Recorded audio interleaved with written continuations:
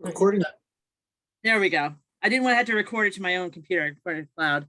So, hello everyone.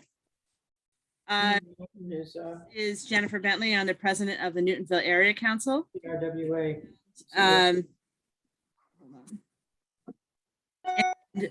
we have enough people for a quorum, so we're going to go ahead and start the meeting. We have Carolyn Gabay as secretary. We have Nancy Greenberg. We have Martina Jackson, vice president. Tim LeBlanc. We are missing Dana D'Agostino and Eileen Samet today, but we do have enough for the quorum. We also have a lot of city councilors here today. We have Councilor Norton, Councilor Lucas, President Albright, and Councilor Wright. Did I miss it? Oh, and Councilor Oliver. Sorry about that. So we'll go ahead and start. First, for our agenda, on the agenda, we have a Village Day recap. So we just had our Village Day, was it 2 weeks ago, Mara? Right? It feels like a lot longer. A week? Wasn't it a week ago? No, it was two. Two? Okay. Yeah, that's what I'm saying. It feels like it was just yesterday. That's right. Yeah, you're right.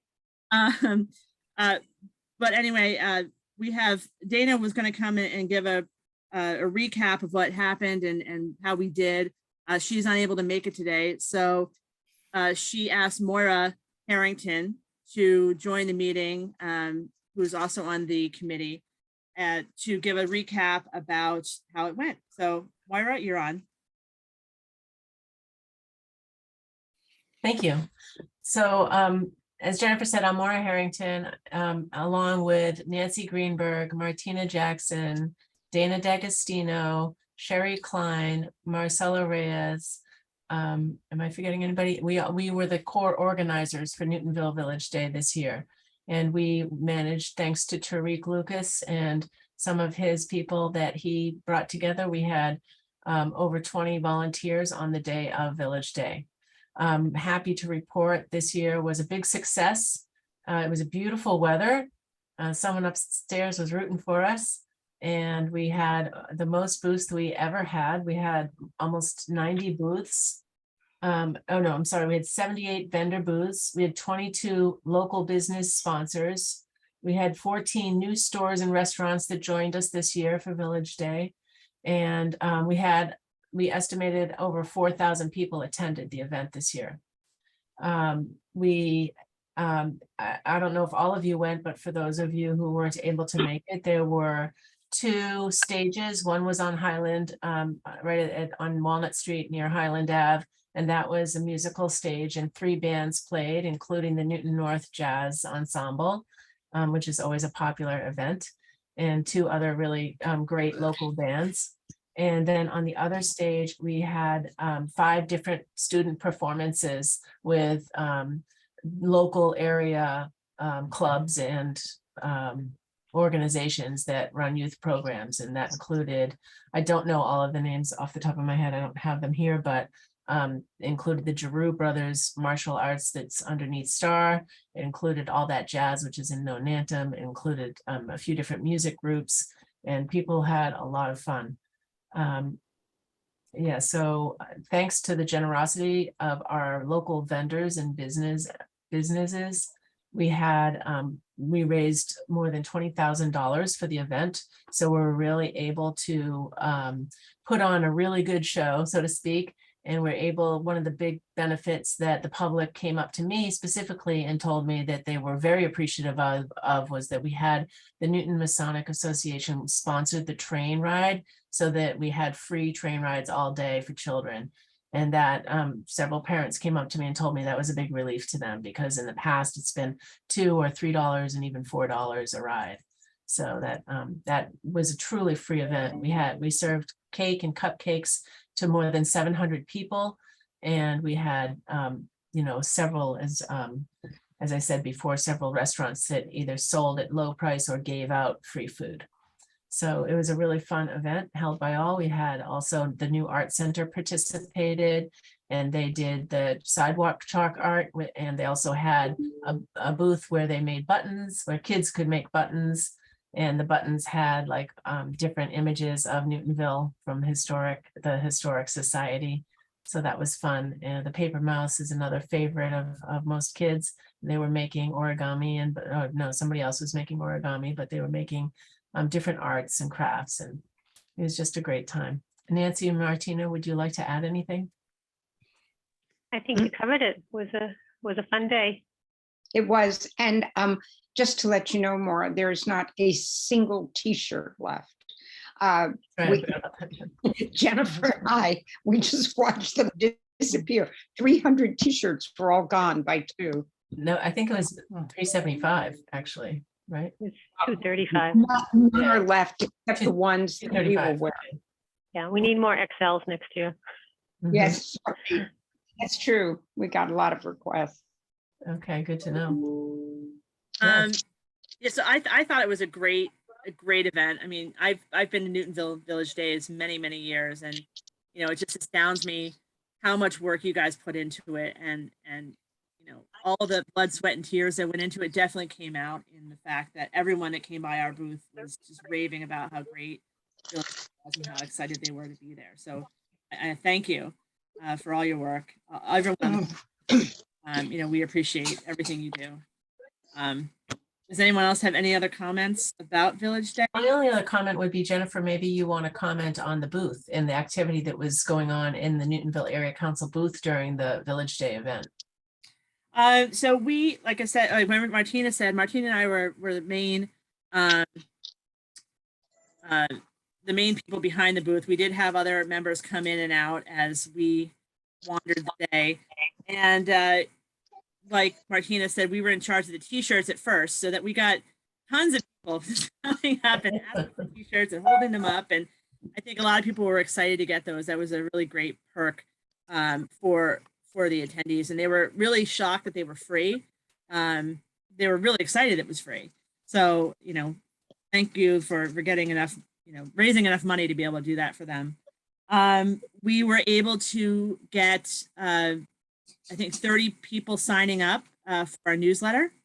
So that was another good thing. We were able to talk with them about Village Day, about the Newtonville Area Council and what we do. And I think a lot of people didn't really put the two together, that you know, the area council is who puts on Village Day. They thought it was you know, more of a strictly city event. But when we told them that we were in charge, they were very just astonished that we could do it with the group that we have.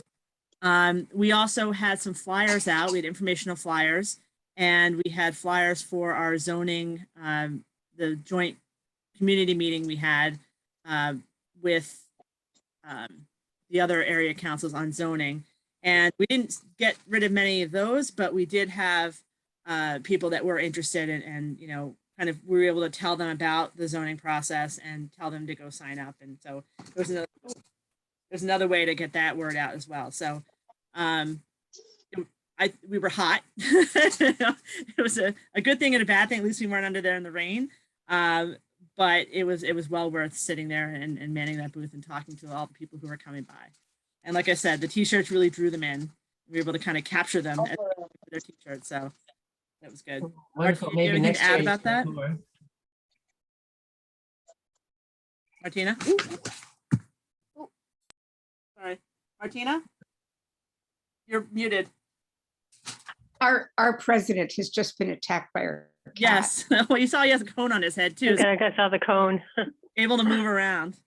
Yeah, no, it was good. We talked to a lot of new people, and that was really, that was very gratifying to a lot of people who are new to the community.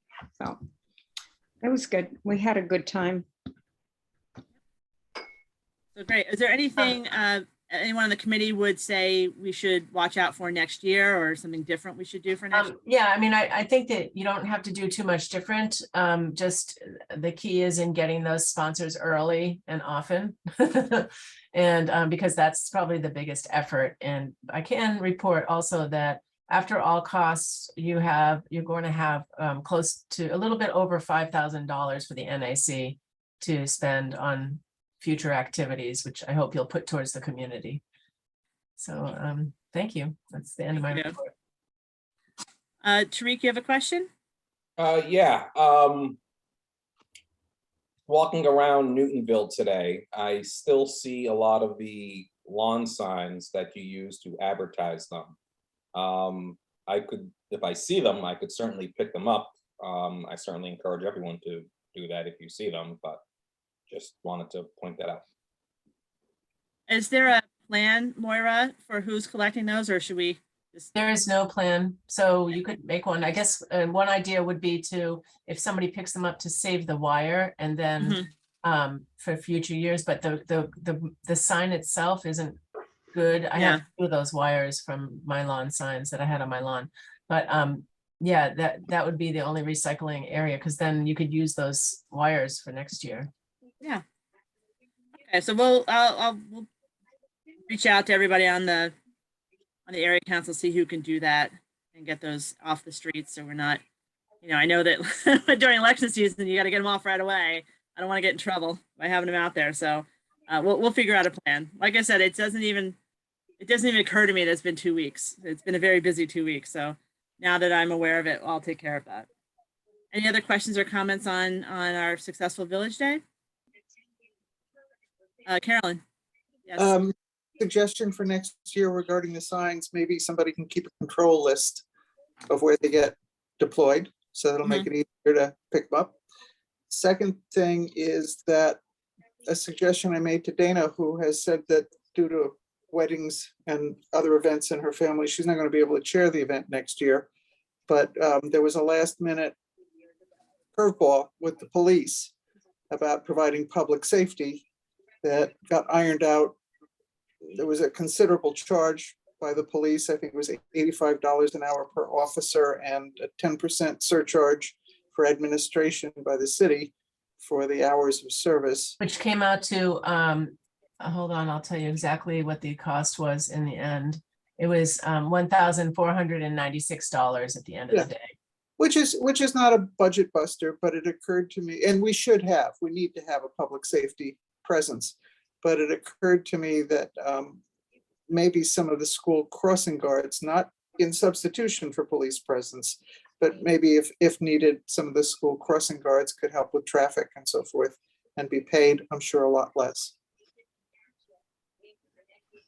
You're more. I'm muted instead of unmuted. You have to think about the union issues surrounding that, so it might be the same cost after all. So I know you're trying to save money, but yeah, well, consideration. I was, there's that, but I was mostly trying to get it staffed because the kerfuffle was that a couple days before the event, as you know, somebody was telling Dana, well, we can't let you the night before the event. And if we can't staff it, you got to call it off, which is. Yeah, let me give a little background about that. It was really kind of interesting and something that it would be good to bring up with our city councilors who is sitting here, in that the police were giving us a really hard time about helping to have a presence at the event. And we put in the license in February, and they did nothing for months and months and months. And we started really kind of, like, I wouldn't say harass, but continuously calling them and calling as many people as we could to get attention from them to find out if this permit was approved or not. And they didn't tell us until literally 2 days before the event, which is completely unacceptable.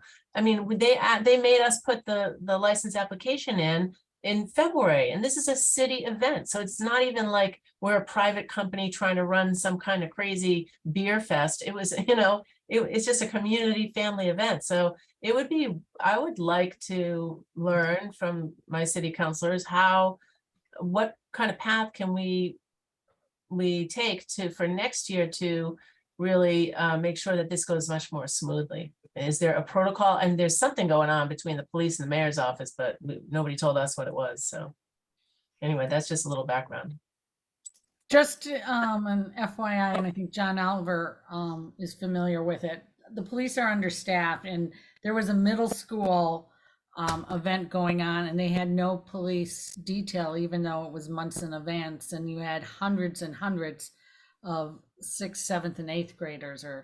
So it's, I think the issue's not just with you guys. I think it's all over. And Susan has her hand up. She probably knows more. Susan? Yeah, I don't actually know more, but that's something that I think the group of us can speak to both the mayor's office and the chief of police about it and find out, what between February and September that no response was forthcoming. That doesn't make much sense. So we can check on that and get back to you. It would be excellent if we knew what the protocol was supposed to be, like how many, do they have a requirement to respond within a certain amount of time? And if there's no protocol, they should put one in place, because the other issue that I had, that Dana also had, was that the police department has no protocol for terrorist attacks. And that was shocking to us because, after the events of the Highland Park in Chicago area, we were very concerned that we wanted to make sure that our volunteers were trained on what to do if something were to happen. And they had nothing for us, nothing. And we were like, well, you have to come. We can't have no police presence at all. This is, this is a public event and it's a matter of security. So we will raise that issue as a group with the chief and the mayor. Great, thank you. Yeah. And we also had a comment in the chat from Jill Geiger, congratulating us on the event, but wanting to see if we could get more vendors next time if possible. And that by that she means artists and craftspeople. I know that the booth setup is pretty tight and there's really no other space to put more in. But I just wanted to give you that comment from the chat. Yeah, I mean, it would be great. And we always try to get as many artists as we can, but we've learned and we always do push out invitations to the artists and craftspeople as much as possible through the new art center and through Open Doors Studios and other, the Massachusetts Arts Council. We try to contact everybody. But the thing is that, with the exception of probably this year, usually the artists don't make that much money at these fairs. So they're not motivated to come. We've even lowered the cost down to like $10 for artists, so that just to make sure that they have a little skin in the game, but to make it as affordable as possible for them. And yeah, we didn't get maybe it was due to COVID still residuals that why people didn't respond this year, but probably next year we'll be able to get more. Martina. Good point. I did want to make the point, though, that Officer Leo made to me, since I spent some time with Officer Leo and his human handler, that the event actually, that and Harvest Fair are the really big community events in Newton. And we really, we had a small space, but we packed in a very great number of vendors and craftspeople. And so he was saying how impressive it was, and that I hope people go to Harvest Fair as well to support those folks. But you'll see, their space is a large, concentrated space. We were sort of on side streets, and it's hard to gauge how many people actually were there, but we had a load of people, and as Mara said, many more than in the past. We have one more question from the chat. Terry Sorrow is asking whether we made a request for auxiliary police. The answer is yes, and they have canceled the auxiliary police. There is no longer an auxiliary police patrol. Interesting. Thank you. Well, we'll all move on to the next topic, but I just again want to say thank you very much to the entire Village Day Planning Committee. You did a fabulous job, and should Dana not be able to do it next year, we have very big shoes to fill. So thank you all for everything you did for that. Thank you. So we're going to move on to village zoning and the proposed village zoning for the Northside villages. We had last Saturday, I can't believe it's less than a week ago, all 4 area councils got together and had a community meeting to talk about all of the zoning reforms and things that are going on within zoning and ZAP, just to kind of give people an idea of what was going on, encourage them to use the feedback tool, and kind of give them as much information as we could before they went and took the survey at the feedback tool. And when we were talking about it, Martina and I thought that it didn't focus enough on the Northside villages. So we wanted to go ahead and give a truncated presentation of what was presented there, but really focus on the north side and try to get all your comments on the north side issues that you see that we can pass along going forward. So Martina, I don't know if you have anything to add while I put the presentation up. Yeah, I think that it is really critical at this point. The public comment ends on October 16th. This is September 29th. You can go to the library, room C, second floor, and walk through that model. You can find it online, but as Jennifer said, it is absolutely critical that people see what the exhibit is about, look at what the particular issues are in terms of the zoning redesign, understand what, as they call it, nuts and bolts are, and then please take the feedback tool and do that no later than October 16th. Thank you, Martina. You're stealing my thunder. I'm going to get to that in the end. But anyway, I just wanted to start out, again, we are going to present this on really the pieces that affect the north side of the city. Basically, that focuses on the larger development and the more dense development. And as I get through it, you'll understand why we decided to take that route.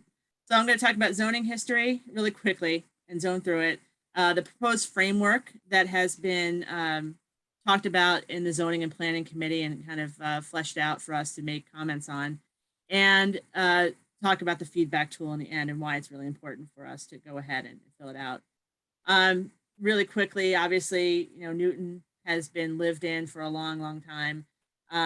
It was basically started as, right along the river with the mill villages. And then when the railroad came through, it started developing on that side. And then when the streetcars / subway came through, it started developing down there. And basically, we are in Newtonville considered a railroad railroad suburbs, with West Newton and Newton Corner being the railroad villages. So we were all kind of, some of the newer, some of the older developments in Newton besides Lower Falls and Upper Falls. We first adopted zoning in 1922. You'll see on this map here, it's a very blurry map because it's really the only thing we had. But all of the development you'll see is the color of the zoning is up in our area, right along that Washington Street corridor, and also down in the Upper Falls and Highlands area. And, we have the last major zoning update to the commercial center was in 1987. Sorry, I'm just admitting someone. And we have had a lot of different plans and visions and assessments and strategies ever since then. The zoning reform group formed in 2011 to kind of take all of that information and try to update the zoning. And basically, when we got all these vision plans, and it's if you see it, it's, we're talking about Needham, we're talking about Washington Street, Riverside. There was no real big cohesive village center zoning initiative until it all started in 2021, when we began focusing on the village centers. Back then, they had phase 1, which was an initial analysis of what people were feeling about zoning in the area. And basically, talking about climate, communal public space, how diverse they were, how diverse the housing was, accessibility, everything that really makes a village center and what people wanted to see. So now we are in phase 2. This is where they are starting to gather information about what the people are looking for. ZAP has workshopped all the information that came out of phase 1.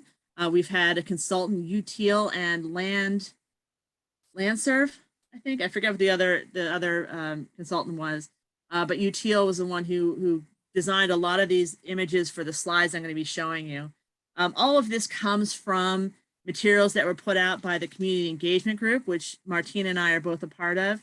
It comes out of zoning and planning materials and also planning department materials that have been sent out. So the proposed zoning framework is broken out into 12 different parts. I'm not going to read them here, but basically it deals with everything from building heights to lot sizes to parking, and the city is really focusing on getting public input out of these 4 that are boxed out. And so you'll see when you get to the feedback tool that we're really focusing on answering questions about these. So right now, the total height that you are allowed by right is 36 feet. That's basically a 12, 12, 12, 12 feet high. And what they're proposing right now is that the commercial ground floor be a little higher at 18 feet. The residential floor plates above be, be a 12. And then they're also trying to propose a half a story, which I'll talk about in a second. Ground floor spaces there, we need to have higher ground floor spaces. This is, I don't know what restaurant this is, but basically restaurants and retail sometimes need taller ceilings to function. Restaurants have ductwork, they have soundproofing, they have lighting systems. Same with retail, they might have displays they need to put up, things like that. So it's kind of important for ground floor spaces to get that extra height. Conversely, sorry, on the top, wait, is everyone still there? I had a catastrophe. There we go. On the top of the building, there's a proposal for a half story. Oops. Sorry. Situation.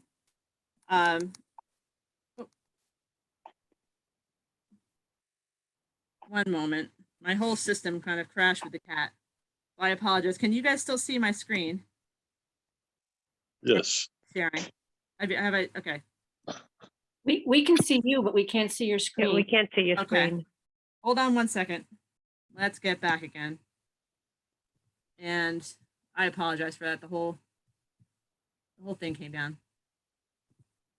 And here. And let's try to share the screen again. Screen 2. Okay, is it back? Got it. Yep. You got Good, it. okay. Yeah. So I don't know why I'm saying it. You can't hear me. So the half story here can be done in 2 different ways. One, if you have a pitched roof, they're allowing you to go up and have that half story space because obviously you can't use the ends of it. And it would just give another story, but kind of push it back from the edges of the building. However, building a pitched roof is fairly expensive. And so the solution to do that is to come back with a half story that's a step back. And that would be 7 feet in from the building, going up to 12 feet, the same floor plate again. But that kind of gives it an opportunity to kind of step back from the street, so it doesn't look as solid. It kind of has a design to it and it goes in. That also allows the developer or whoever's designing the building to have an outdoor patio space or shuffleboard deck or some kind of gathering space up on that top floor, like Treo does on the Washington Street side. However, that's not a requirement. You gotta remember to check in that under the cover on the couch for mice. Oh, hold on. Someone, if you could please mute. Okay, so there we go. So basically, we have the planning department has come up with 3 tiers, small, medium, and large. And if you look here on tier A, there you go with Newtonville, Newton Center, and Newton Corner. Also, Newtonville. So those are 3 of those are right across the top on Washington Street, right down the line. So this would be us getting the majority of the density of the height and the maximum FAR. So that's why it's kind of important for us to react to what they're telling us. Tier C down at Four Corners and Upper Falls, tier C is basically what we have now. They're fine. And tier B with Nonantum, Newton Highlands, Auburndale, Woburn, and Thompsonville have a little bit of increase. However, the tier A is more like Treos and Austin, 28 Austin Streets coming in. And like I said, right now, by right, you have 2 stories by right, up to 4 stories of special permit. And in this scenario, if we were go forward with the tier A MU4 in the village center, you would be allowed to have 4.5 stories by right. Coming down, if you see the circles on the side, the BU3 would be outward from the middle, which would be a smaller, and we have 3.5 stories by height. And then the outer edges of the village center would be 2.5 stories by right. So what does that really mean? Down here, all of these would be available to the developer or to whoever would like to develop the properties in Newtonville and West Newton and Newton Corner. Right now, we're kind of here at the 1-story buildings all the way down, and this is what they could do coming across, with the 4.5 stories being only exclusively available in those larger village centers. And again, this is another illustration of a drawing with that 4 stories and that half-story pushed back here, right on the corner. That's what that means. So what does that really look like? Again, you have Treo, which is 5 floors, which was done by special permit. Some of these others, it would be by right versus special permit. We also have historic already in Newtonville that have 4.5 stories naturally. So it would be kind of something that would be akin to this size coming down the Walnut Street corridor. And again, this just points out the differences between what is available now, existing, and what was proposed. Another thing is lot configuration. There is a initiative to remove the minimum lot size. Basically, that just says right now, in the large village center, we currently can have 1,000 to 1,200 square foot per unit. This would be an effort to make smaller, maybe micro units. It would allow whoever wants to develop the property to give smaller units out, which is a good or a bad thing depending on who you are. I have seen some micro units in the city that are really successful, and you have common area sharing rooms and sharing kitchens and sharing outdoor space. However, when you have families that want to move into Newton, obviously something that's a micro unit down to 750 square feet is not optimal. So currently the review process is by right. Of course, everything fits within the zoning regulations and design standards. Then you have by right site plan review, which would allow, it's when the building is just on the edge of fitting within the zoning regulation and design standards, and it just needs like an added review to make sure that they're complying within that. And then there's special permit, which means that they do not fit within the zoning, and then that has to trigger a bunch of processes to go to ultimately city council for approval. And this is where city council can request certain things from the developer, or from the person who's trying to build this.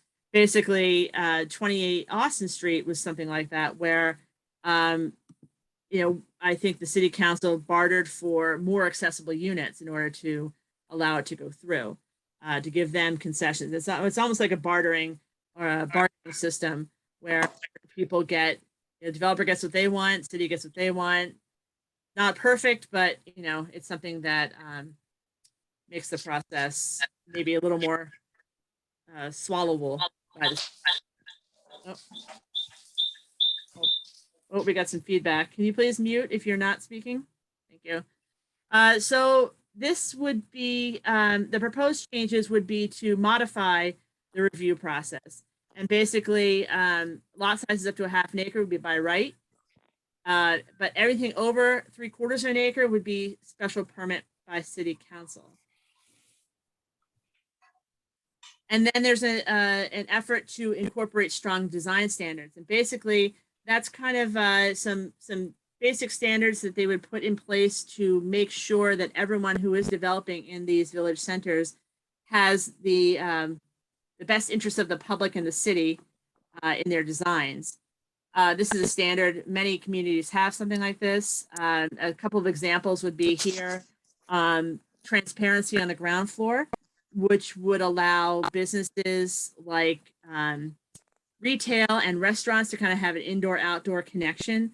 No one wants to walk down the street and have a brick wall on your face and not be able to see what's going on inside. And I think that's just our nature, to be curious about what's going on inside and kind of go into it and be lured in by seeing people inside. Green design is something else that could be part of the standard. Insisting on solar panels or materials that are sustainable. Facade treatments, making sure that what is being used on the facade is acceptable. These actually come from, I think, Watertown. The UTL did a study in Watertown, so these examples are from Watertown, and just regulating what they can use and what they can't use. Open space is another big thing. It would be nice to make sure that everyone who was developing a property in the village center gave some open space, and not just paved open space, but perhaps green open space, because we're, in Newtonville, we're kind of lacking in green. We have a lot of nice paved areas like Bram Way, but not green spaces. Also, parking and access is an important thing that we would have to regulate through the zoning. And that comes to my next point, which would be the parking requirement adjustments. Currently, we ask for a lot more parking than we would be through the zoning changes.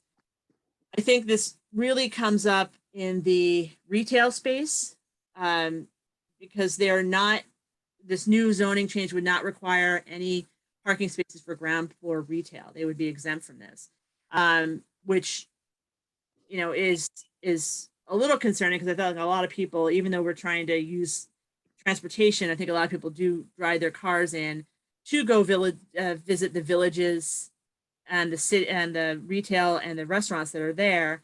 And my concern is really for the businesses, because obviously if you don't have parking, you're not going to stop. You're going to keep on going and go down to the Natick Mall instead of stopping in Newtonville or West Newton. Again, people are concerned about where people will be parking. A lot of the residential is going down from 2 spaces per unit to 1. This, I know down in Northland, was a concern for the neighborhood, thinking, where are people going to park? They're going to park in my neighborhood. And so the city has come back and said, well, we do have a lot of municipal parking lots.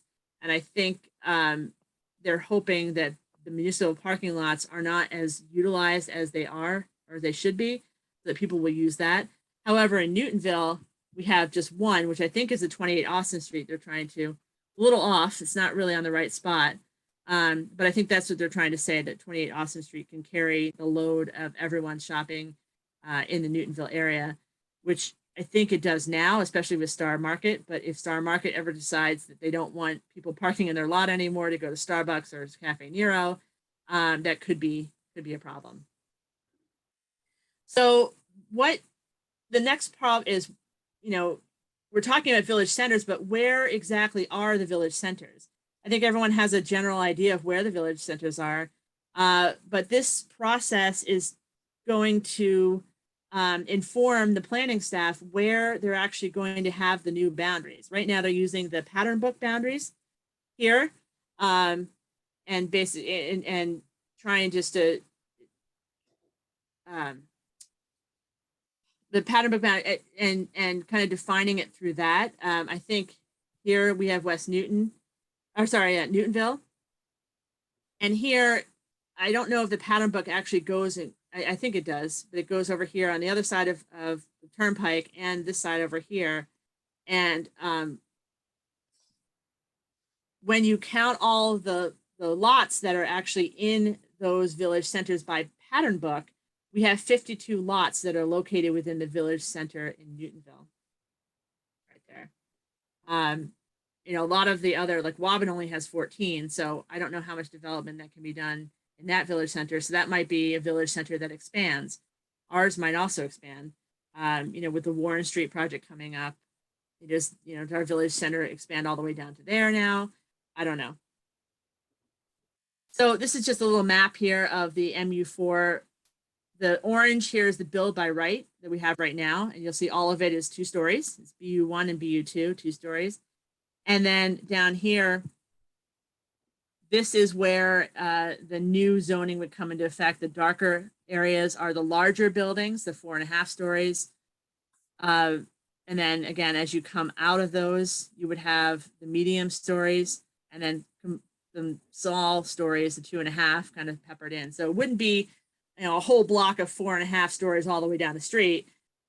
They're proposing that you kind of mix these 3 sizes together, you know, but if you're a developer, you tend to go for as much as you can. So I don't know if, you know, building in the 2.5 story space is really going to be optimal for some people when they are talking about money versus space versus what they can get. Another part of the whole thing is the MBTA Communities Act, which Governor Baker put in effect 2021. And I don't know enough about this one. This is really not my purview. And I don't know if City Council has really kind of gone through it yet. They had a meeting yesterday. I was not able to show up. I had another board meeting, but they were talking about what this means. I've heard from many different people whether maybe we don't have to comply by it, but we also do have to comply by it. Basically, the governor is saying if you are a city or a town and you're on the MBTA, it's your responsibility to zone the city so that those areas can handle more density, more residential, more retail, more commercial. If we do not comply, I think there's either, I've heard on one hand, fines that will be in place, or on the other hand, we just won't get state money. And I think that the zoning and planning committee, and you can correct me if I'm wrong, anyone who's on the city council and the zoning and planning committee, that they are going through this right now and trying to figure out what it actually all means. But this is something that is, again, a factor that's going to have to play into whatever they decide when we're talking about the new zoning and planning rules ordinance. So the next step, the feedback tool is what you should be doing right now. It started on September 1st and will be going until October 16th, as Martina said. And the feedback is really essential. Everything that we've talked about here, you may have positive thoughts about it. You may have negative thoughts about it.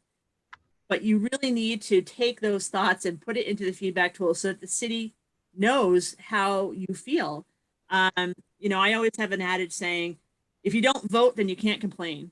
You know, if you haven't been part of the process, you really don't have anything to complain about.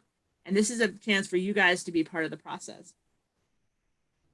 So I'm just going to go through really quickly what the tool looks like so that you have, you know, you're not, you know, afraid to take the tool. I know it seems kind of daunting to add one more thing to your list as you're going through, but basically it's 10 pages.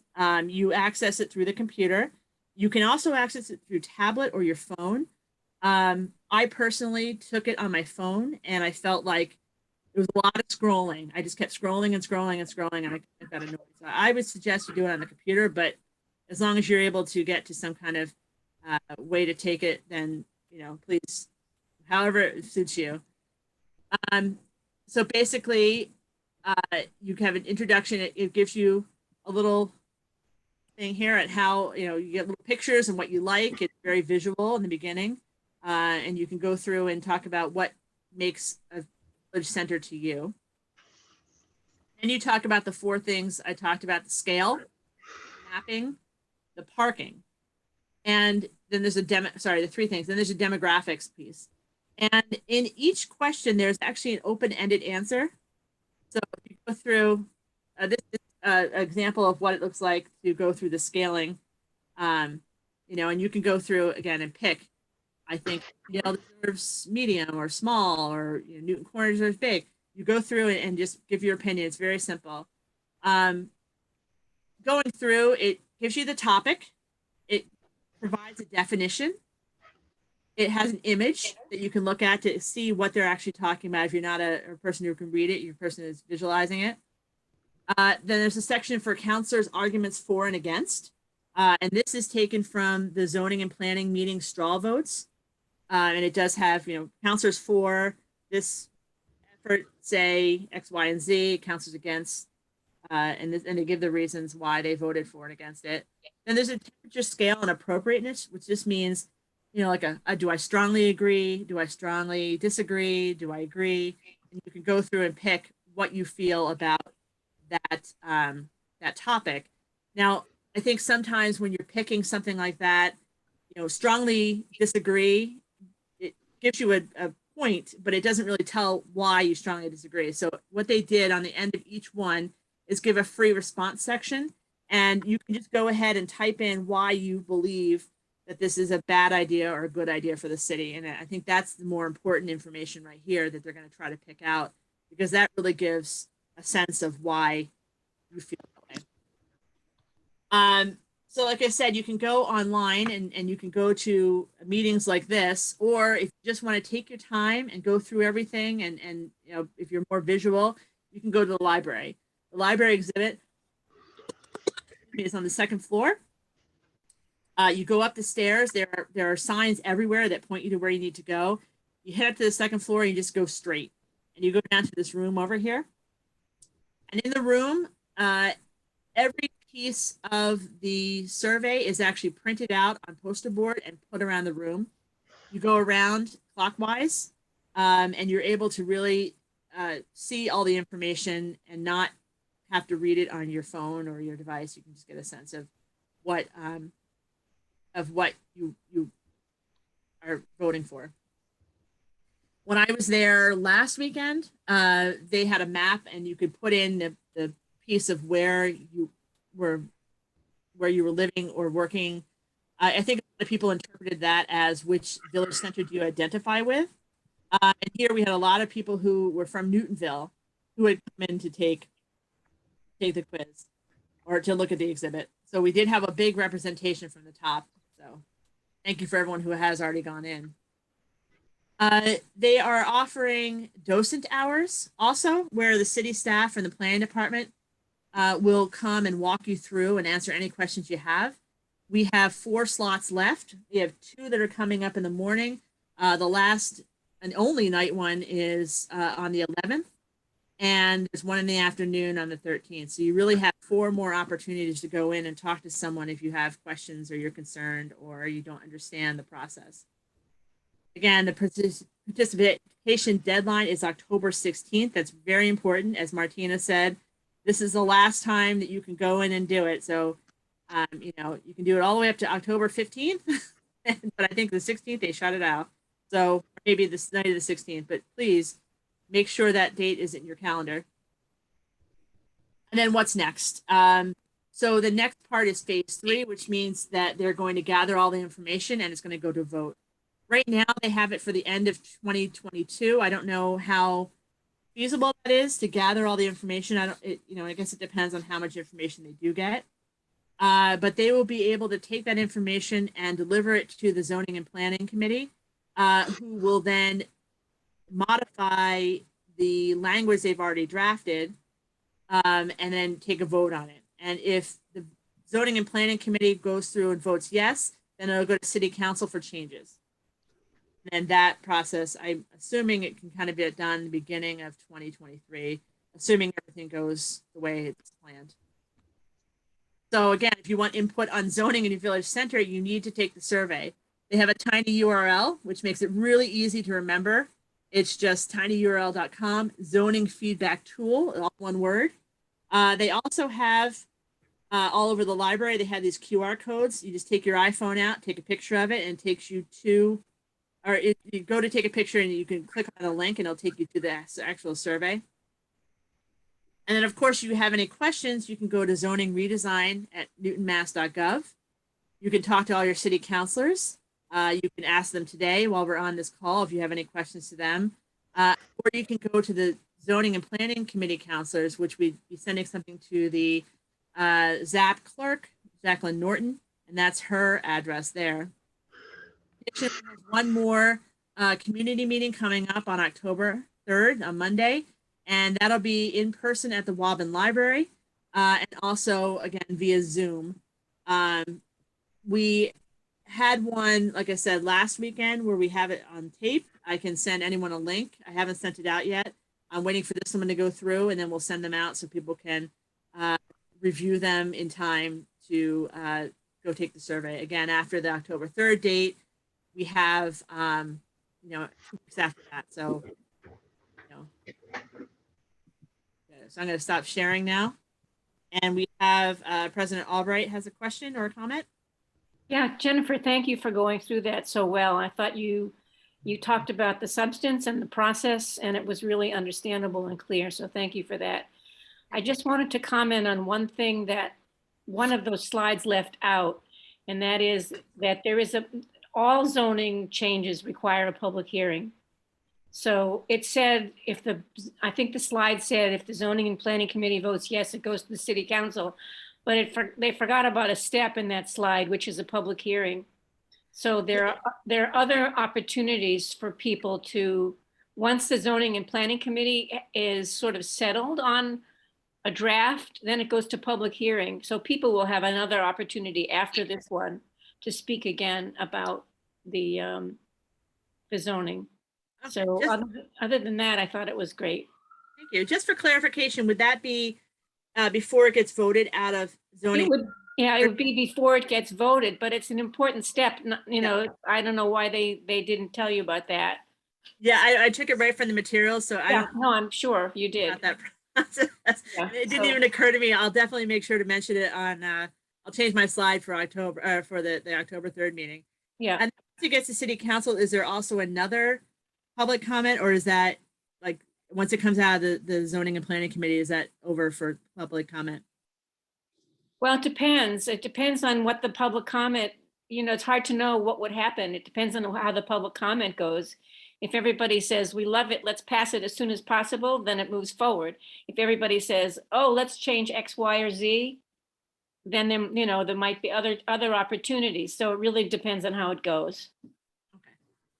Thank you. So thank you for the presentation. Thank you. Now I know it says Peter Bruce, but I can see Susan there. So I have a feeling Susan has a question, not Peter. You can unmute yourself. You can go next. You're still muted, Susan. I don't know why I put Peter's name in there. What am I going to do? Anyway, I would like you to send out the schedule of the docent appearance. It went by so quickly. I was trying to copy it down. Alas, I couldn't. So that's one thing. I think it's very important that we know how big the village center is, where are its beginning points and end points, because some building heights on Washington Street would be fine, but on Walnut Street, which is very narrow, to me, having 4.5 stories on both sides of Walnut Street, it would look like a canyon. And I believe Carolinga Bay calls it a canyon, and I think it's a good choice of words. So I think the dimensions of the village center are important to know. When will we know that? Do you have any idea? I do not, but I believe our counselors might have some idea. I think it's after the It feedback was process, is that discussed correct? last night, and we're supposed to get the maps late October. So after the feedback process has completed, then we will get the maps. Yes. Are they feeling that that's a little backwards? I don't know whether it came up in the conversation, but it's again like Well, Susan it's said, sooner kind than of I hard thought. sometimes to envision. So initially, months ago, they were talking even later. So this is earlier than what I was expecting. There will be public comment after the maps are out in ZAP, because we won't be voting it out of ZAP, at that time. So there is some time for public comment, and people can write to the city councilors at any time. So and there's one email for all of us. So it would go to all the city councilors. What is that email again? Like city council at newtonma.gov. Is that right? I think so. Something like that. I'm trying to get my presentation. I know I have it in there. Just for people who haven't. Uh-huh. All right. The last thing I want to say is thank you, Jennifer. Your presentation was much clearer than the presentation I saw a few days ago because you focused on Newtonville. That was very helpful. So thank you. Yeah, I figured that we wouldn't want to see. Well, anyway, we do want to see. I am curious to see what's going to happen in Tier B and Tier C, but I think with us, Tier A is like right outside my window. I can see it from where I live, so it does affect us, and the fact that 3 of the large villages are at the top, who we're already getting a lot of development. It's really kind of important for us. Another thing that was brought up in the meeting last night was, and I don't know if you're going to go into the MBTA communities, is that the rezoning of the village centers by right, they do not believe that it will satisfy the MBTA communities, and therefore there's going to be more density put on the main corridors, which include Washington Street, Route 9. I think Beacon Street is included as one of the corridors too, and probably Needham Street. Mm-hmm. So trying to meet the MBTA communities, we'll need to have more density elsewhere too. And I'm sorry, Pam, to put you on the spot, but was it decided that we had to abide by it, or that it was optional? That hasn't. I've heard most people in the city council are thinking that it is not optional. We haven't had I don't believe a full discussion on it, but we do. One of the things is we don't get fined if we don't do it, but we lose out on funding. And from the last 5 years, there's a couple of buckets of state funding. And I think I'm going to pull up my chart. I think it averages something like, I'm sorry, I'm trying to find this. Like $460,000. So it's MassWorks and Housing Choice grants. And we received a 1.6 million for MassWorks for funding of the Oak Street, Needham Street intersection in 2019. In 2021, we received 400,000 in MassWorks funding for the design of Petty Square.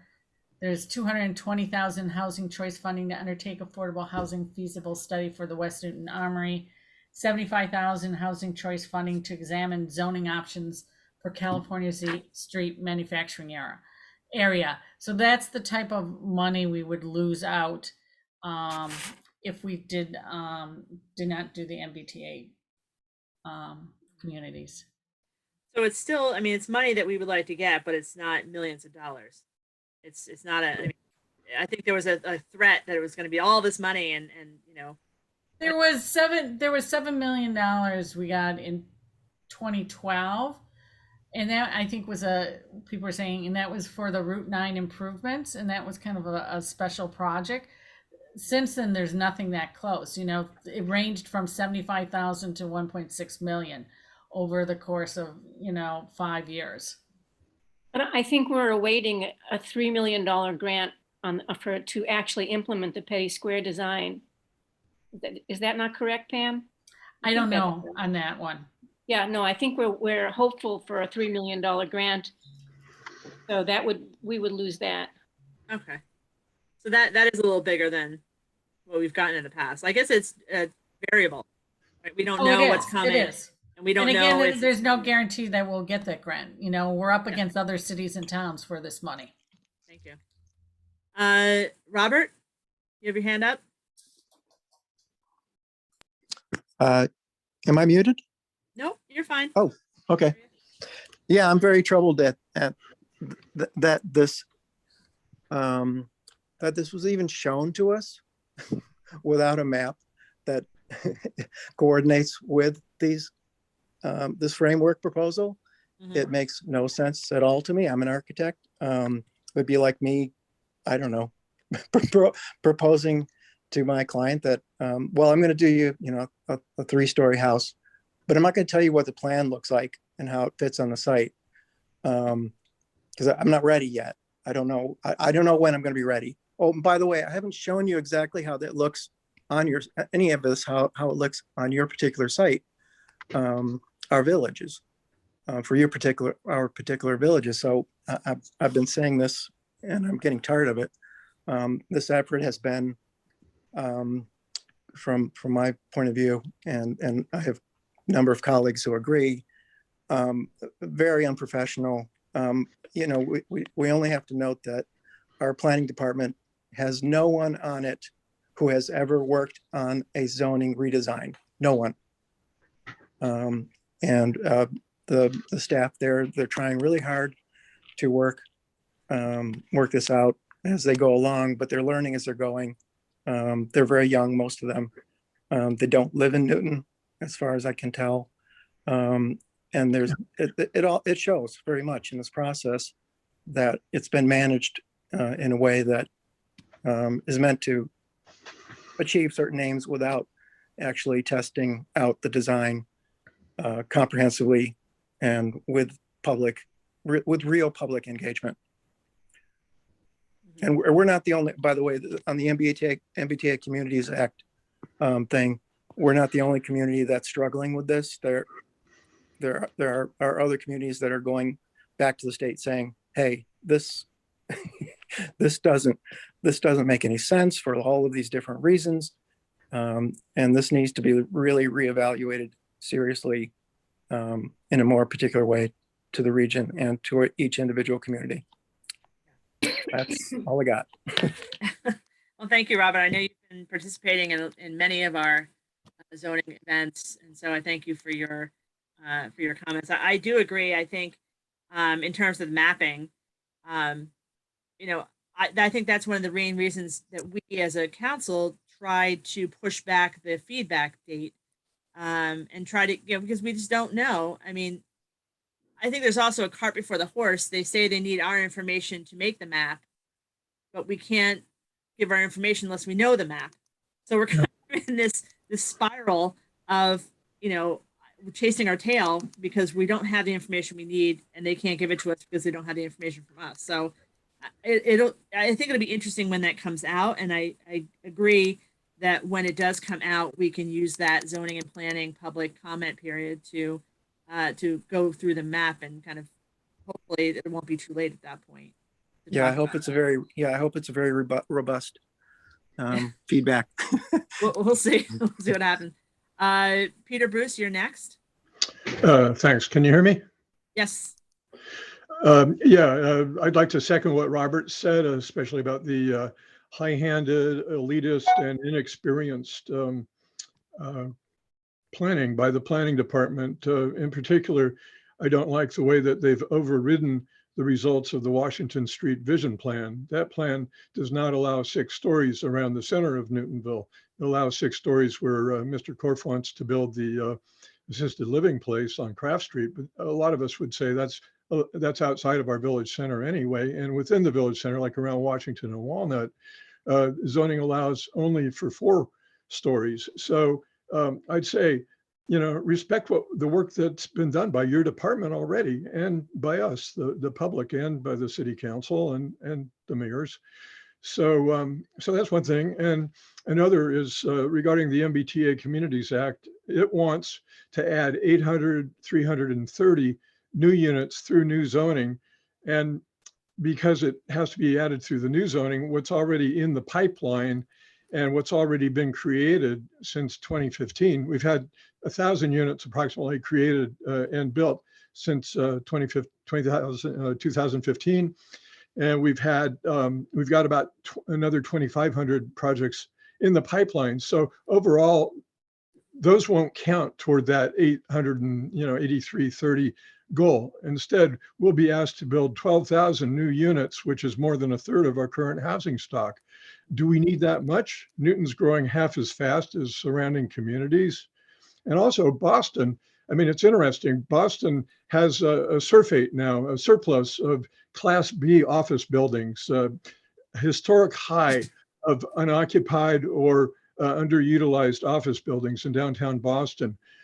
We're supposed to be solving Boston's housing crisis for it to some extent. I think they could do more by making use of these commercial properties and rezoning them for residential use. Governor Newsom in California yesterday signed a couple of bills that does just that and will increase California's housing supply by, they project, 1.5 to 2.5 million units. So I think that it's premature for us to sign on to this MBTA Communities Housing Act, especially if we might do our zoning trying to compromise with it or cooperate with it, and then they'll come in again and reimpose their maybe new goals and new values and new ways of doing things.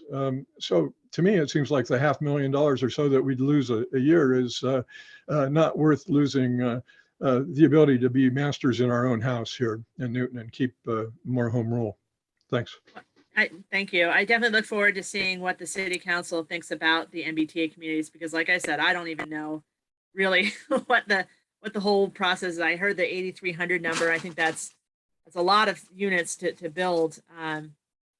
We don't have that much space left. I don't know where they would build those units, but I look forward to seeing what city council has to say about it and hearing their comments. So thank you.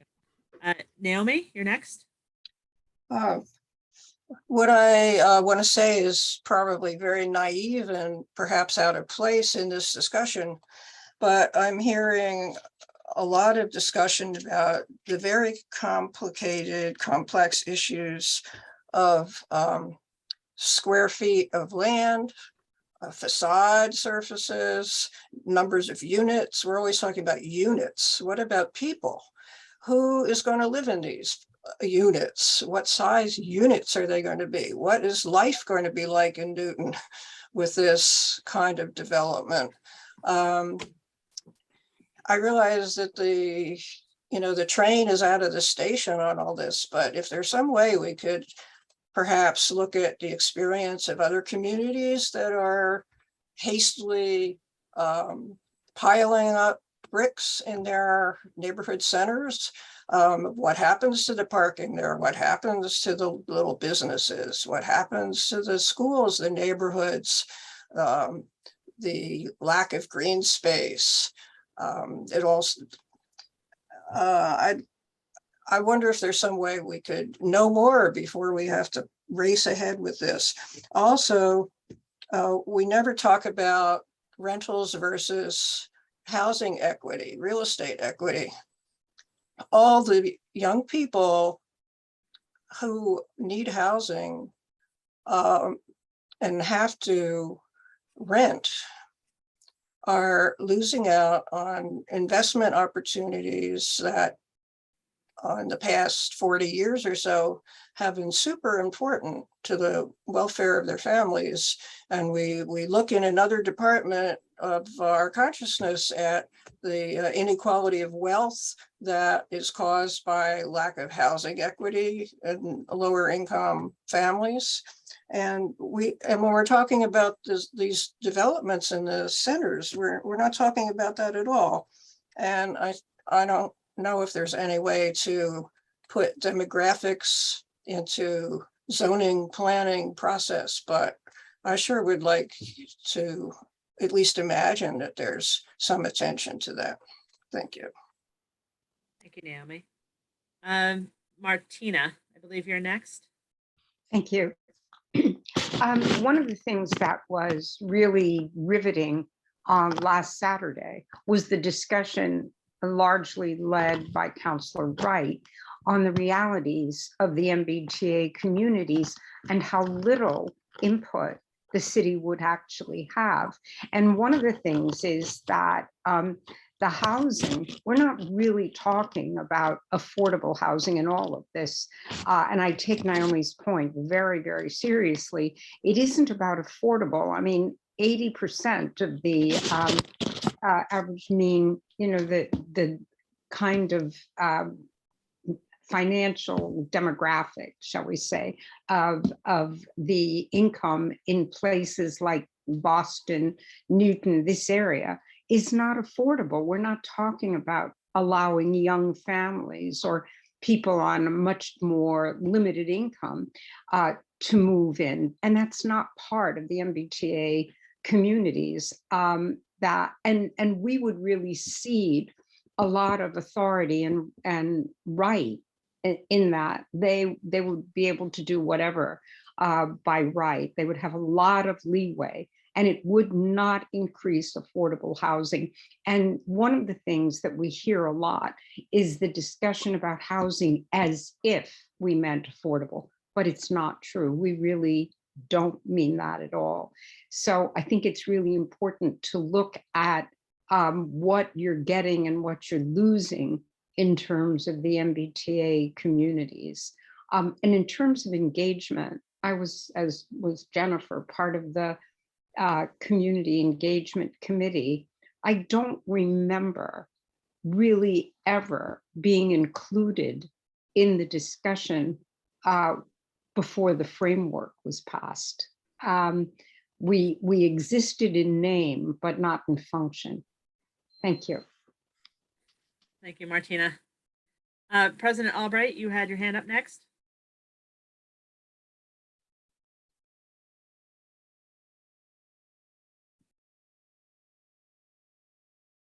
Oh, we can't hear you. You're muted. Sorry about that. Okay, no worries. Can you come back to me later? I'd rather hear other people's comments first. Sure, no problem. We had Councillor Norton. Thank you, Madam Chair. I think that people are making good points about the maps not being available until after the comment period is over. So I would support extending the comment period. I think that would be a basic thing. And I'm just curious, Pam, if you've heard, has anyone mentioned this on the committee? I mean, that's kind of ridiculous, actually. You muted, Pam. I think other people, and not necessarily from the committee, has brought that up. I mean, Susan can answer to that, but I don't think any committee member specifically have brought it up to extend it until after the maps. I mean, we just found out we're getting the maps in October and I was excited about that. So, because I thought it wasn't going to happen until December. We should have all the information for people so they can truly kick the tires in every single way, make comments, provide feedback. Then, we take that feedback in and make decisions based on it. But that doesn't seem fair. Okay. I think we would all appreciate it if the councilors here could push that forward to whomever needs to hear it. I think we wrote a letter, Wobbin wrote a letter, Highlands wrote a letter.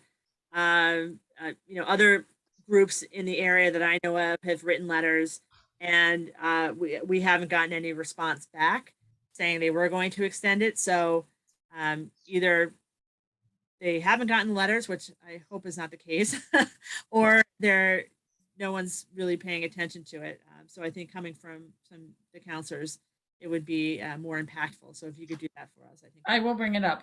I would appreciate it. Thank you. Carolyn, you have a question or comment? Thanks so much. Let me just make a few points. First, I'm very struck when we talk about full information that there are no 3D models or even pictures. The pictures that have been provided are fanciful at best. They show the maximal height building, but then show buildings stepping down from there.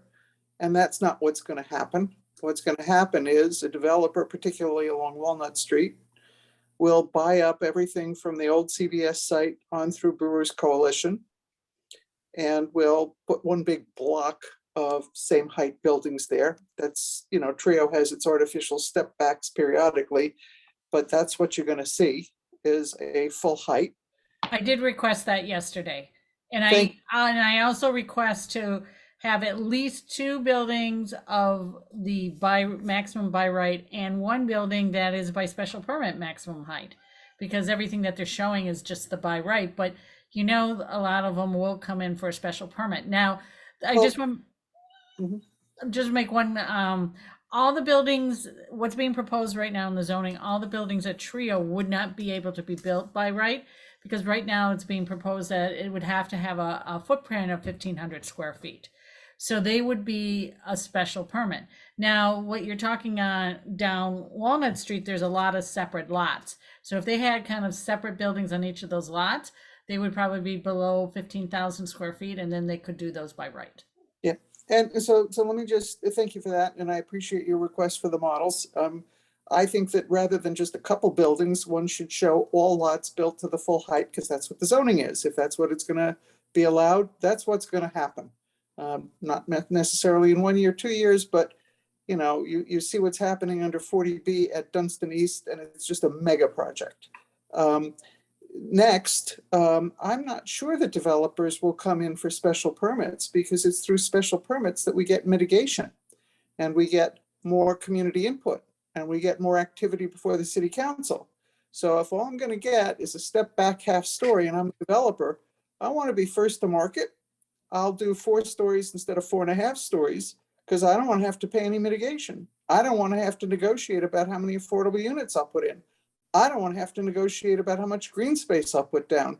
I don't want to negotiate about putting some more money into the city, all of the above. So I actually think the additional half story isn't going to motivate people to do anything that they can't do by right. And this by right proposition then at these heights is going to cost the city a ton of money that we would get if they had to put in special permits. I've heard it said also that some people think that by getting rid of special permits, it might make it more feasible for nonprofit developers to develop in the city. But I don't think that's at all true, because they're in competition. A dollar's a dollar to the purchase of the property. They're in competition with the for-profit developers. If we want to encourage not-for-profit developers or development of all affordable housing units, the way to do that is put in a specific preference for that and make the for-profit developers subject to lesser allowances, and give the not-for-profit or all affordable housing unit places a boost, a benefit, and say that these not-for-profit or all affordable housing units don't have to seek the special permits that the for-profit developers do. Also, with regard to the comments about the micro and smaller units, there's a real problem. Those are not family friendly, because there's a requirement that after children come to a certain age, if they're of differing genders, they have to have separate bedrooms. Well, a 700 square foot unit is not going to provide for that. And anything under 1,200 square feet or maybe 1,100 square feet, make that pretty tight. And finally, somebody else, I think it was Susan, made the point that Walnut Street is incredibly narrow. If you were to see a rendition of what will be developed at full allowance for by right, leaving aside the additional half story for special permit, you're going to see a tremendous mass on each side of the street. As Susan Reisler said, I call it a canyon, because I think that's what it is. I stand on that street, I look at it, I mentally put 3 more stories on top of what's there on every property back and forth. And it's like putting the Masonic building without the cap of the roof line up and down the block, with few exceptions. And then finally, with regard to the math that people are talking about potential foregone finances from the state under the MBTA communities law, if the average that you talked about, Councilor Wright, is, I think you said $450 a year over the last, $450,000 over the last 5 years. The Avalon property pays a total real estate tax, the one on Needham Street pays a total real estate tax of $830,000 a year. They contribute 104 kids to our school system. At the average per capita cost, that's $1.2 million just for schooling, leaving nothing for snow removal, traffic, anything else. So we lose $370,000 on Avalon alone each year. Probably the same is going to happen at Dunstan East and at Northland, let alone these other properties. So worrying about $450,000 a year of state grants versus losing money on each one of these projects is a real burden on the homeowners to have to make up in overrides for what the loss per property is of these big complexes. So thank you for your indulgence. Thank you, Carolyn. We have 3 more comments left, and then Susan, if you still want to use your comment after that, you can, but then we need to wrap it up and go forward. So Councilor Maliki. Thank you. I just wanted to talk about the impact on affordability, because one of the really offensive things about the guidelines for MBTA communities is that although our inclusionary zoning percentage would be grandfathered in because it pre-exists the law, we would no longer be able to have the level of affordability that we require.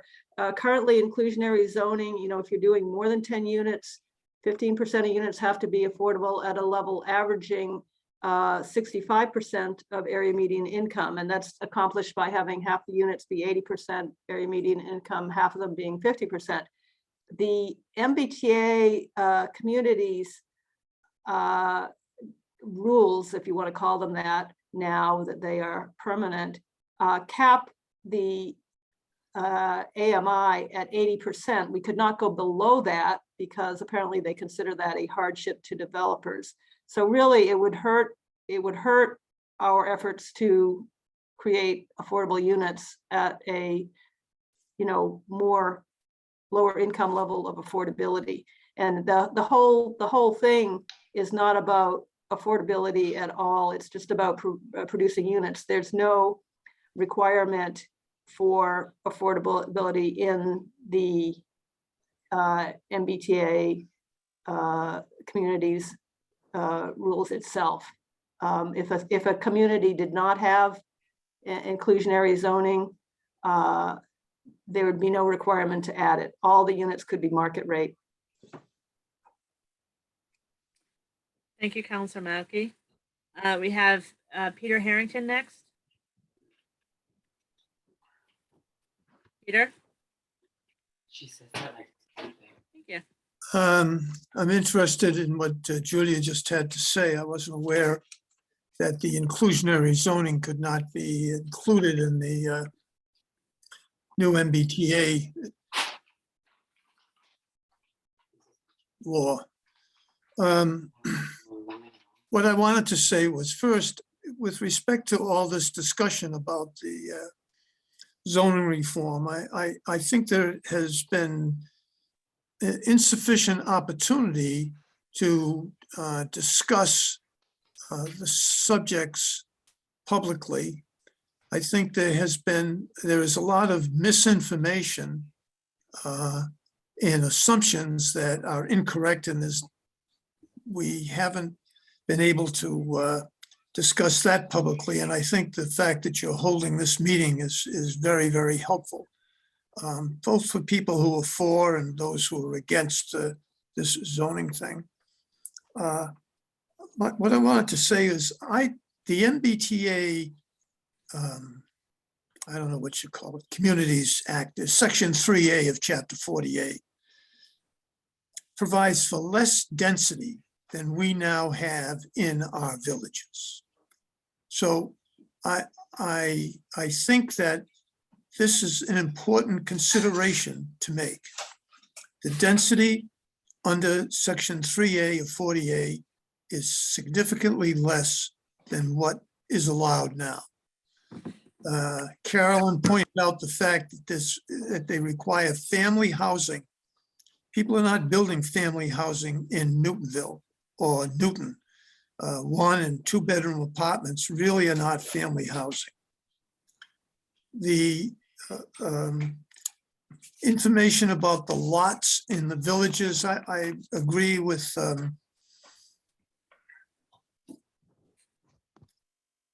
the statement that we need to know the area, not the number of lots. What's the size? There are 6-story buildings that are going to be built in Newtonville. I think showing us a plan that has 3.5 or 4-story buildings is inappropriate. I don't know any builders or contractors that will not try to get the 6 stories before they decided they'd go for 4 stories, particularly if they're going to have to build family housing, because these are going to be bigger units, more expensive to build, and they are not going to get the same return. And the developers, at least the ones that I've seen over the years, are interested in one thing, and that's profit. And no one's really considering these problems that are being built in. And finally, there's one other thing I'd like to mention. I think that it's very important that before whatever it is that gets written gets published, that it should be sent to the Inspectional Services Department for review and comment. Because you're going to write legislation, but the building commissioner is the one who's going to interpret it. And it would be worthwhile, and you have the opportunity to have the building inspector review it so that his review is not in conflict with what you think you're writing. And I will tell you that whatever you think you're writing, there will be some things that the building commissioner will come out and have a different opinion about. So it's better to get those brought out in the beginning and addressed so that you can get on the same page with him. And there are a number of other things to talk about, but I think that's enough for tonight. Thank you. Thank you, Peter. We have Councilor Lucas next, and then Councilor Wright, and then President Albright, and then we have, hopefully that'll be the wrap up. You guys are on. Thank you, Jennifer. I will be brief. I agree with everything that Carolyn said earlier. However, when she was referencing Walnut Street, she said we could potentially see 4 or 5 stories from the old CVS building down the Brewers Coalition. Just want to say it's Donut Villa now. I had lunch there today. It was a late brunch. It was a breakfast burrito thing. It was delicious. Everyone should try to go there because it's a new business and we need to support our businesses here in Newtonville. With respect to the zoning redesign process, I agree with, I think it was Emily Norton who said earlier, potentially extending the deadline for the comment period, and certainly I would second that. I don't know how many people have been engaged so far with the zoning redesign process. I was in the library the other day. There was no one else in there. It was it was evening. It was Tuesday evening or Wednesday evening. No one else, I take that back. There was one person in there and he felt overwhelmed by everything. Even I felt overwhelmed by everything because there's a lot in there. So I encourage everyone to go. Jennifer put up the screen earlier. I put it in the chat, the docent office hours at the library, and have someone help you go through all the sections and help fill out the survey, because there is a lot of information in there on whether if you're for all this stuff or you're against it. There's a lot there. So I encourage everyone to participate and go to those special office hours. Thank you. Thank you, Councilor Lucas and Councilor Wright. Yes, I just want to make a couple clarifications. I was at a CHAPA meeting today talking about MBTA communities, and Chris Kluckman from DHCD repeated again today, and this is kind of following up from Councilor Maliki, that the rules right now in there says we can only have a maximum AMI of 80% AMI for our affordable units. And like she said, we have in our zoning, if it's more than so many, we have an average, I think, of 65%. So we would not be allowed to do that as of today. And it also says, which I'm concerning, and planning department says they're going to try to figure this out. MBTA communities specifically said you have to zone it by right for entirely residential. You can allow commercial on the first floor, but you can't make them have commercial on the first floor. The buildings in the big villages is actually, I just want to clarify, it's 4.5 stories, which is by right, which is 5 stories with the 5th story setback. And the special permit, I was trying to look it up. I didn't have it at the tip of my tongue here, but it's either, I think it is 6 stories, but the 6th story I think is also setback. So it's 5.5 stories with the 6 stories with the 6th one setback. Thank you. Thank you. And President Albright, if you want to finish this up. Thank you very much. So I'm a little bit, what I have to say is I'm sort of in a bit of response, so it's not quite as organized as I might have if I'd done it a different way. But I want to start by saying, I hope everybody remembers that there's a housing crisis in Massachusetts, and not just in Massachusetts, but across this whole country. And we are like over 200,000 units short of need in Massachusetts, in Eastern Massachusetts in particular.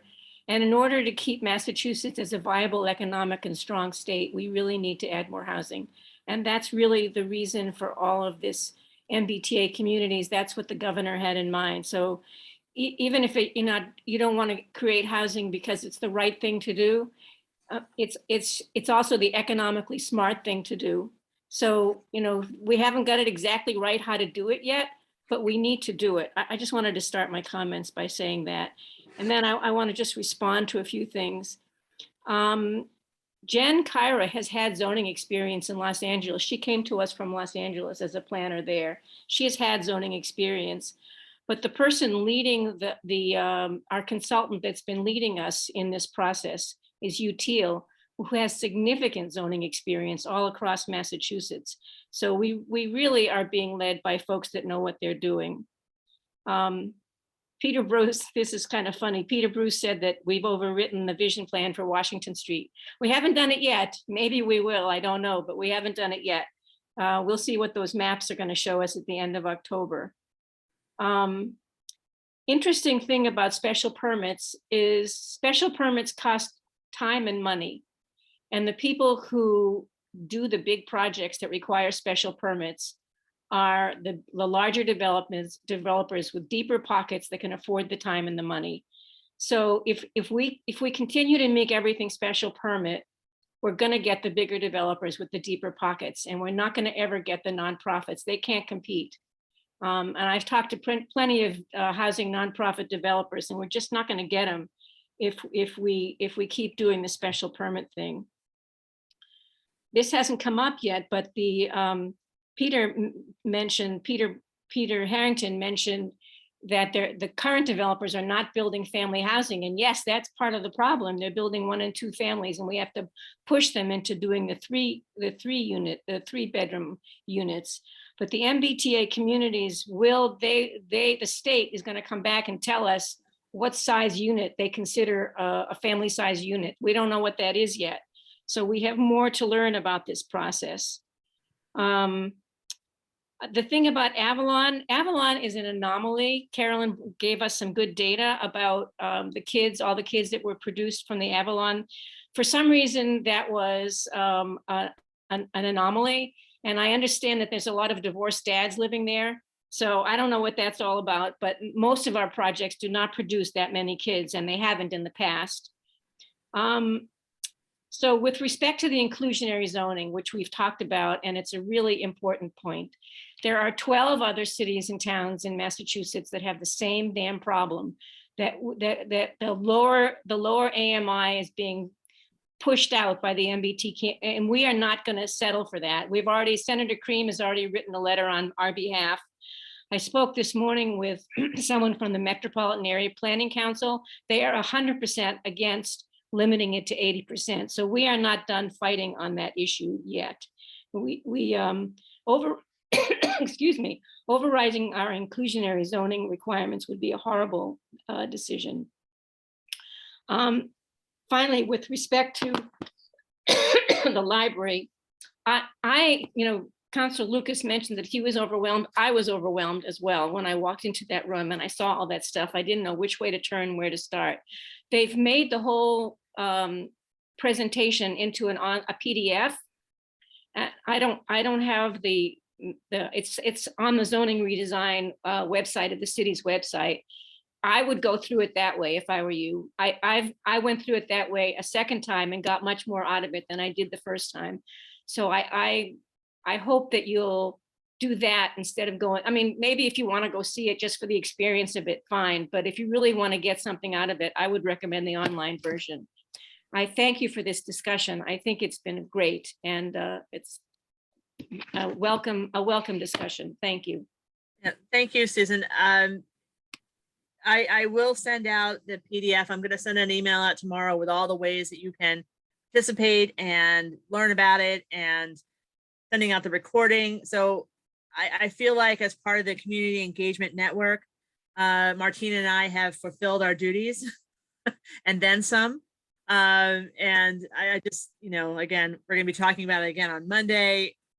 I'm kind of tired of talking about zoning at this point, but I'll keep going. And if you guys can extend that deadline, I'll do it again. So, Carolyn, I know you had one quick comment. Something that you learned. Yeah, I watched the Vimeo of last night's Zap, and maybe Councilor Wright can fill in the puzzle pieces if I don't have it exactly right. But what I heard in the discussion in answer to Councilor Lucas's question about how many people have been engaged through the library and so forth and the tool, that there are several hundred, maybe 200 responses so far. Not much.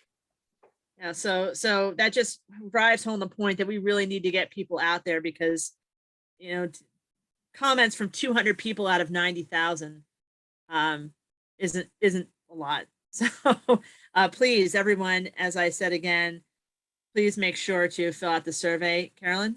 I said that wrong. There have been 200 responses, not 200 people, because the survey tool is not one per customer, and it doesn't filter out for duplicates, Okay. which was the same problem they had with the polis. So while there have been criticisms of the work the NAC did under Peter Bruce's leadership that it wasn't a scientific survey, neither polis nor this feedback tool is scientific. And if I'm a developer, I'm going to deploy my whole workforce to comment favorably on the highest building opportunity multiple times. Well, I hope, after seeing the survey and taking the survey, I don't know how many times I could take that thing, but I'm hoping that people do not do that. I would really, I'm holding out faith that people will do it once and that'll be a legitimate response. I do understand that could happen, but Anyway, I'm sorry, we're gonna have to wrap it up because we have been running long in the last few meetings. So I know Robert and Peter do have comments and questions, but if we could just move along to the next piece and get the meeting moving, I would appreciate it, unless it's something that's relevant to the actual survey taking. Well, I'd just like to say to Councilor Albright, Susan, I think that you may be able to successfully fight to keep the inclusionary zoning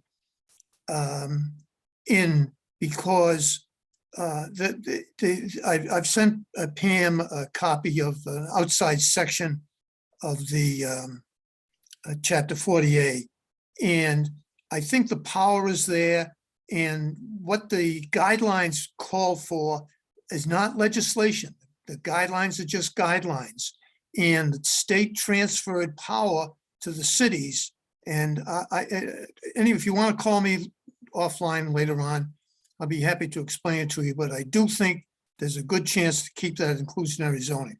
Thank you, Peter. I I'm will very call you. strongly for that, because I was there when we adopted inclusionary zoning. First community in the state, I believe, to adopt that practice. That was back in 1962. And we took us 50 years, but we're now reached our 10%. So I'd like to see you keep it. Thanks. I will call you. All right. Thank you. Okay, so thank you everyone for that discussion. I appreciate all of the participation, and thank you to the counselors who were listening into what people had to say, and hopefully if you can pass that along, we'd appreciate it. Next on the agenda is other business. Do we have any other business to discuss? Carolyn? I'm not sure, I'm not going to come out like a one-trick pony, but if the city isn't going to develop 3D models or other renditions that show us what full build out would look like, I'd like to suggest that the NAC spend some of its money to do it as to the Newtonville Walnut Street. And even if it's as simple as a Photoshop that just shows what it would look like with 4 stories or 4.5 stories lining both sides of the street, I think that would be money well spent. I think that is money well spent. I don't want to get I don't want to spend all of our Village Day money in one foul swoop. So we'd have to make sure that to do it, it would have to be economical for us. And I know I forget who it was, but someone sent a comment out asking how much it would cost a company to do it. So when we hear back from that, I'm okay to do that. I don't know whether we need to approve that or take a vote on it, whether we can. I'd like to lay it on the table, and you know, it shouldn't be very hard to get somebody who knows Photoshop to be able to take both sides of the street photos and Photoshop 3 more stories of, you know, take a picture of Trio or 28 Austin and stack 3 of those on top of what we've currently got. Yeah. And just line the street that way, because that's really the only way people are going to be able to judge what the city would be, what that center would become, if the city's not going to produce something more than these fanciful drawings. I mean, they say they were trying to produce eye-level drawings, but they weren't eye-level. They were at 2nd story, so they were minimizing impact. They've screwed the perspective. Yeah. So, you know, and they step buildings down that are not going to be stepped down. So if we're talking about what the village center would grow into, I think we should just, pictures are worth more than 1,000 words. Yeah. And I see Councillor Maliki, who has great photographic talent, smiling a little bit at the suggestion. Could be enlisted as our photographer expert.